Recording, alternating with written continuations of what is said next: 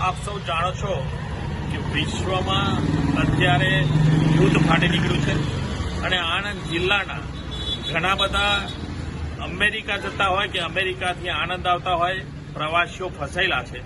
ત્યારે એક મેં મારી ઓફિસનો હર્ષ પટેલનો હેલ્પલાઇન નંબર આપેલો છે અને આ હેલ્પલાઇન નંબર ઉપર એમના સગા સંબંધી હોય કે ત્યાં દુબઈ જે કોઈ ફસાયેલા છે કે કોઈ પણ જગ્યાએ કોઈ પણ મિડલ ઇસ્ટમાં ફસાયેલા છે, કુવૈત, દુબઈ કે ત્યાં પણ એ લોકો દરેક મારી ઓફિસ અથવા મારો કોન્ટેક્ટ કરે છે. સૌને નમ્ર વિનંતી છે કે આપ જ્યાં છો, જ્યાં પણ છો, હોટલમાં હોવ કે જ્યાં પણ છો, ત્યાં સેફ રહો.